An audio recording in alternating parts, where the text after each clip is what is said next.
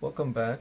So far, we talked about these types of reactions. There are four types of reactions, right? Substitution, elimination, rearrangement, and addition. And we have looked at these three types. Then I'm sorry, the substitution reactions we looked at in previous videos are like radical reactions and substitution unimolecular or bimolecular. Then elimination, unimolecular, bimolecular. Then those unimolecular reactions could have a rearrangement sometimes. Then finally we will get into addition reactions, the last type of reaction. Then the addition reaction could have also rearrangement. That's something you need to remember.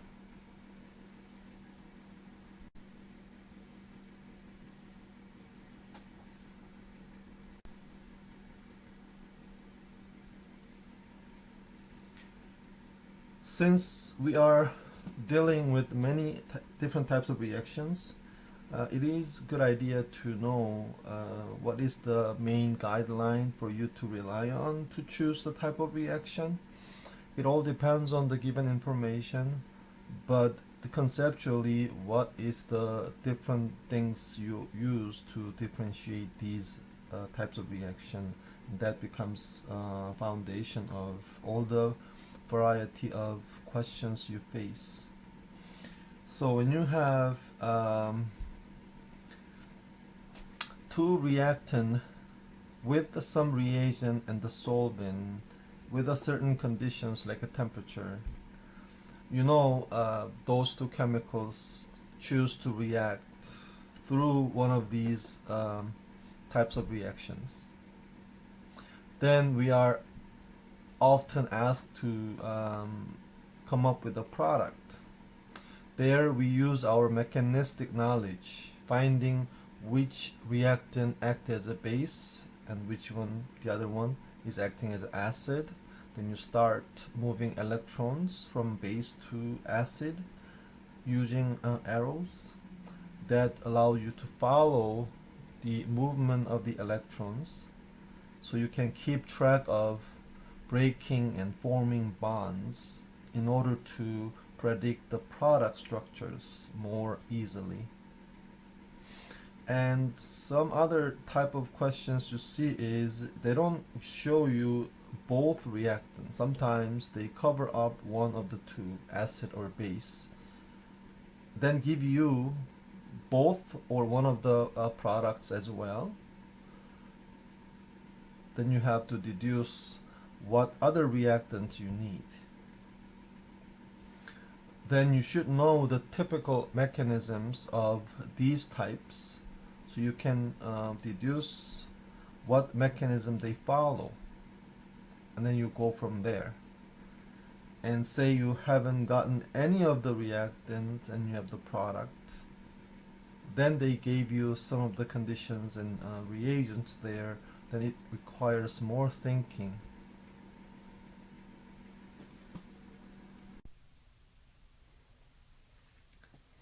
In previous video, one of the videos, I briefly covered how you discover which type of reaction you can deduce from the given informations. But this video is not aimed to give you more information on that, but I'm trying to introduce the addition. So when you are given some idea about reactants, then you know how to choose substitution elimination, right? So in the flask, when you put certain chemicals, basically, you know how they're going to react. So for substitution, usually you have some small, less substituted carbons. And for elimination, you usually have a more sterically hindered base and acid with elevated temperature. And among those substitution and elimination, if you have relatively strong Lewis base, you get the bimolecular type of reactions. Depends on their steric. It could be E2 with the more steric. It could be more SN2 if it's a less sterically hindered carbon you have. But for E1 and SN1, you like to have a more polar protic solvent to stabilize the carbocation you are getting after bond dissociation of the leaving group. Since the bond dissociation step is the rate determining step, you need to make it faster by stabilizing that unstable carbocation. So you know how to choose these things. Then as soon as you think of the substitution, elimination, you can connect it with a rearrangement. So when do you have a rearrangement? If someone asks you, you can say, well, I gotta have a weak base because it's only taking place during the unimolecular reaction. With a strong base, it's more favored to have bimolecular reactions such as E2 and SN2. So with a weak base, you also need to add polar protic solvent, and you also need to apply some heat because the reaction is endothermic reaction. You need to provide some more kinetic energy to it. So you can freely choose these reactions. Then when do you get addition? So when you look at the R1 and R2, you are asking whether you have strong base or weak base.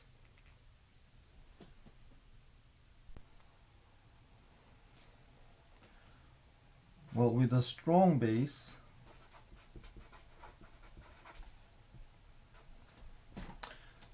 you all know you're gonna end up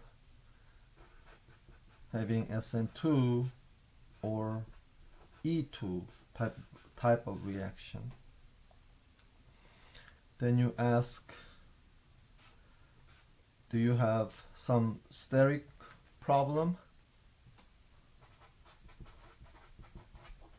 For attacking on the alpha carbon, then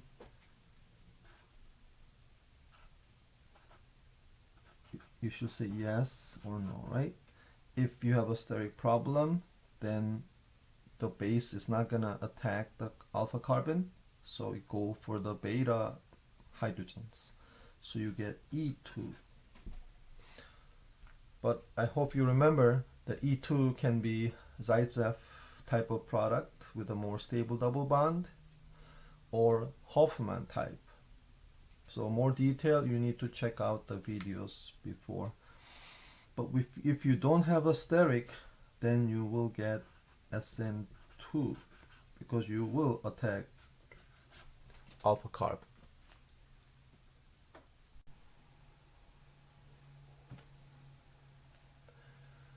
Then what if your base is weak, right? So weak base you have, then you know you get SN1 or E1. Depends on various factors.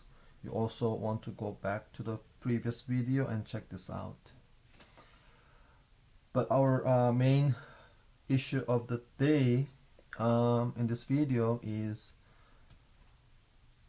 when do we get addition? So actually addition takes place also when your base is weak.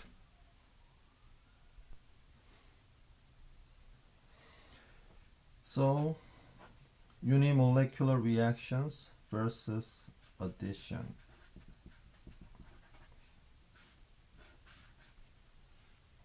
That's when your base is weak.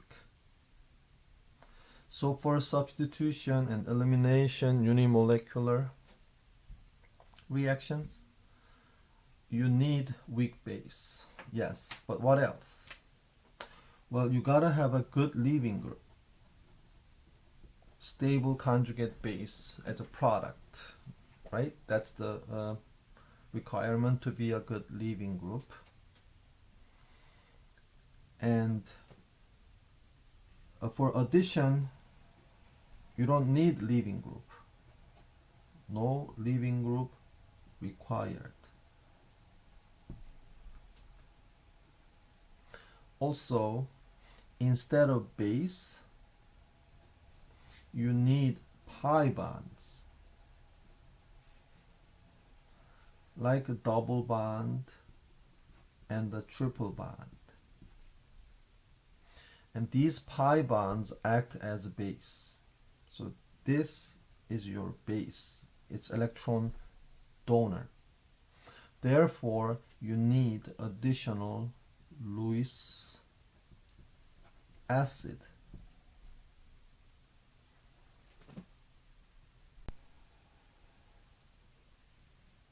There. I put the two typical substrate, the reactant for the unimolecular and addition reactions. As you can see, this one here has good leaving group, and it does not have double bond or triple bond. And this compound here has no leaving group and has a double bond. So the nature of the two compounds already telling you what reaction you expect. However, this one could also have a E2, right, bimolecular reaction, and this could have a unimolecular reaction such as SN1 and also E1. Depends on the base you give. If you give a strong base, like alkoxide with a couple carbons or more, then without even heating, you expect E2. If you make the base even more sterically crowded, then you can still get E2, but the product will be Hofmann elimination in E2 mechanism. Then if you choose to react with a small base and weak base, then you are expecting SN1 or E1. But they requires heat. But if you react these chemical and conditions with this compound, it's difficult to react because this chemical has pi bond, and that's acting as a Lewis base. So you need Lewis acid. This one's, by the way, is a strong base, so they cannot react. If they do, you can imagine the electron from oxygen can given away to one of the two carbons and break the pi bond, and will be given to carbons. Then that carbon as a product is not as stable as oxygen as the reactant, so this base is not making reaction exothermic, therefore it's not possible. This one is a stable base, and that's not able to do same thing that I just described with a strong base, because this is even stable more than this. So why would the stable one will create something unstable, negative carbon ion? Then you can say, okay, we can use this as acid, then Lewis acid.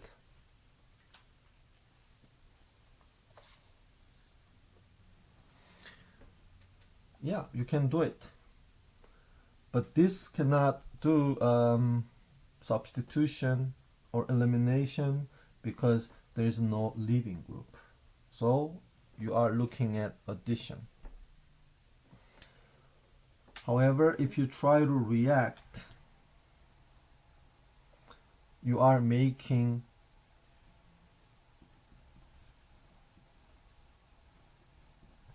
this product. Again, it's a highly unstable product coming out of the stable reactant, so this is not gonna take place. But you could do addition. Okay.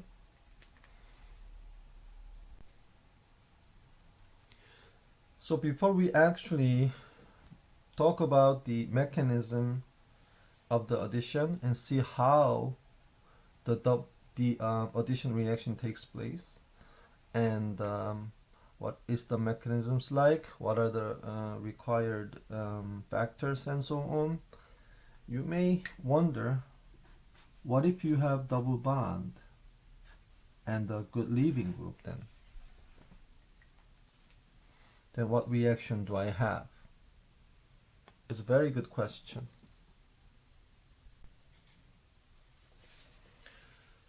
Okay, please remember, I like to remind you, for substitution, elimination, unimolecular, you gotta have a leaving group, and here you do. And for them, in order to lose leaving group though, the substrate must be secondary or tertiary, because carbocation has to be stable enough to be formed. Right now, it looks like it's on the primary, but some of you can say, yes, it will be carbocation that's a primary after losing leaving group upon heating, but that carbocation is in resonance with a double bond, so it's quite stable. So I believe you, that's true. So that's actually how is the case. So you can have a substitution or elimination unimolecular with this substrate. And if you look at the addition requirements here, you don't need leaving group, but having leaving group doesn't mean you cannot have an addition. You could. And you have a pi bond that can act as a Lewis base. So you need Lewis acid. But I didn't give you anything. But you can get the idea, right? If the second compound as a reactant, whether it is weak base or Lewis acid, you can choose whether the reaction will be substitution or elimination or addition reaction. So if you have hydrochloric acid, then you know this is strong acid.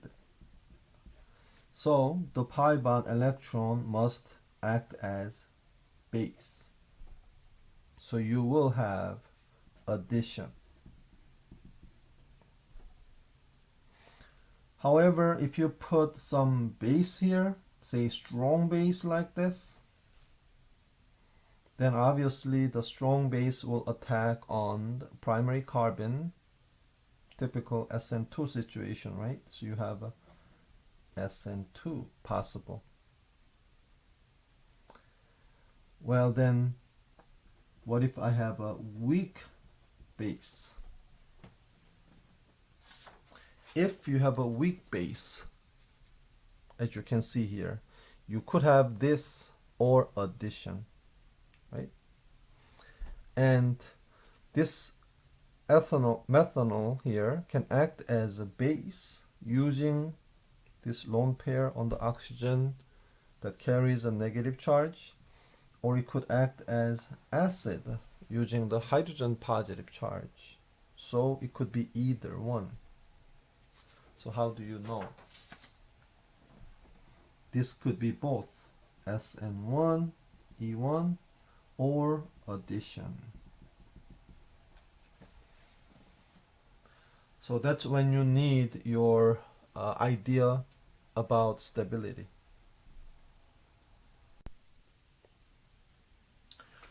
When the unimolecular takes place, yes, you need to have weak base, but you also requires heating. So you must check that out.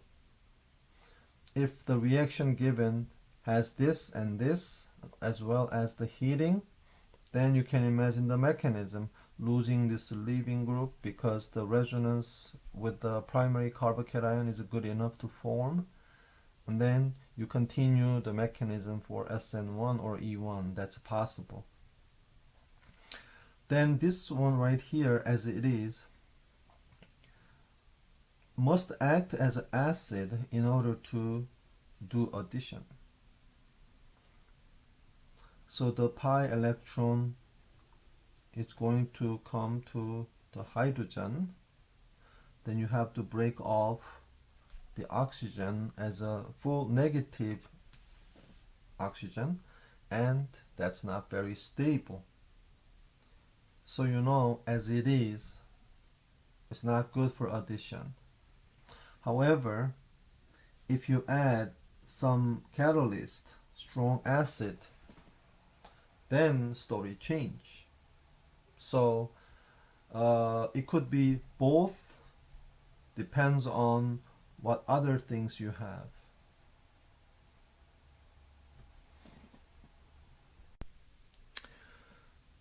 There.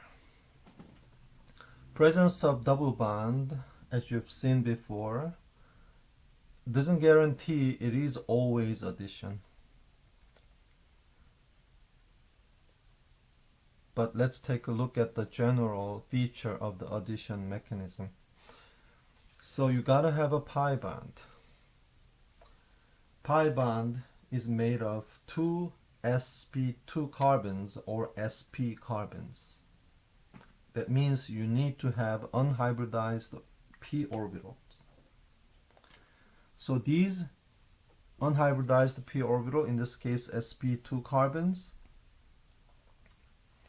they share electron, but electron don't stay in the p orbital. They come in here and here in the center in order to feel more potential attraction to lower potential energy. Then these sigma bonds here, 5 of them, they are all sp2 hybridized. Therefore, they are keeping 120-degree angle this way. So if I show this model, it's not perfectly good, but I think it's giving you some perspective. So this one here. So these are sigma bonds, and this model doesn't show you the central sigma bond, but you can see the two bonds. They're not, you cannot take this as a literally a bond, but it just shows you the idea. And then if you see this molecule, imagining this is your eye from this side, it will be something like this, right? Something like this. So you see the eclipse, and most of all, you see those 4 sigma bonds are on the plane. So the Newman projection of it looks like this. And again, in this drawing, you can see those sp2 hybridized orbital that makes the sigma bond with the neighboring group there on the plane. So often we draw this compound this way. The square here representing a piece of paper, and then all these solid lines are on the plane. Then you can imagine the p orbitals are above or below the paper. However, the electron density of the pi, okay, pi, not the p atomic orbital, but the pi, the molecular orbital, is the actual electron density above and the below. the bonding area. So this is the flat structure of double bond. Then you know, for addition, you don't need a base, you need acid. But the acid, after reacting with the double bond, the two compounds, if there are two, or the compound, single compound you're forming, if there's only one compound you're forming, that must be reasonably stable.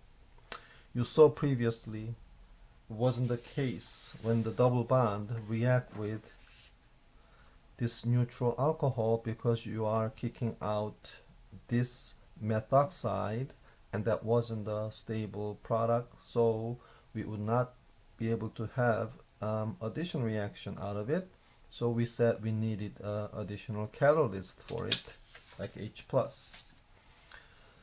So if you have H+, for example, the loosely held pi electrons are moving toward the hydrogen positive. Then the hydrogen will try to choose which carbon they like to make a bond. That means they are like to move all these electron density in the bonding area between the hydrogen and one of the two carbons. Whichever carbon make a bond with the hydrogen, the other carbon should be carbocation, because all electron is used to make a bond. So the other carbon lose all the electron, have left with just 3 bonds, so the carbon must be carbocation. So you know you have two choices, whichever is giving you more stable carbocation, you need to make the better, more stable one.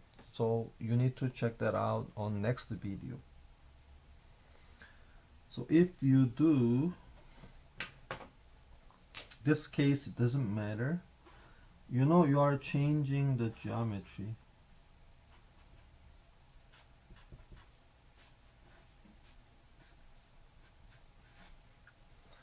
The sp2 carbons reacted with the H+, just one of them.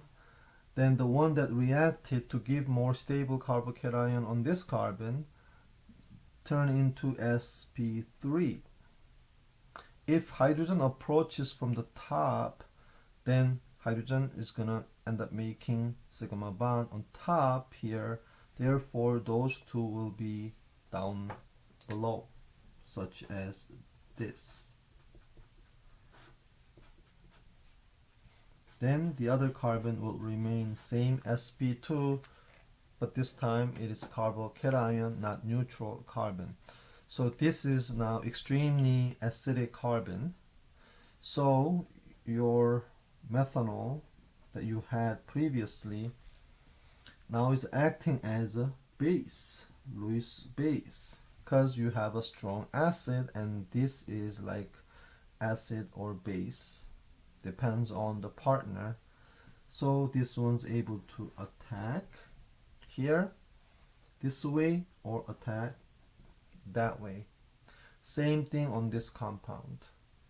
Then you can see you have a chance for the racemization, and this awfully looks like when you had a SN1 reaction. After losing leaving group, you make the carbocation, then the weak base come in and attack. Remember, the unimolecular reactions and addition reactions are possible when you have a weak base, but addition is possible when the product is stable or you have a strong acid as a catalyst.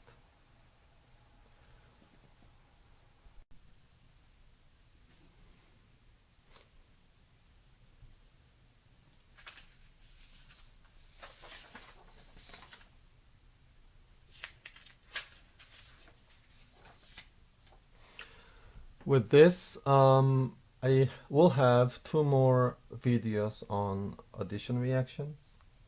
So stay tuned. I'll see you next time. Bye.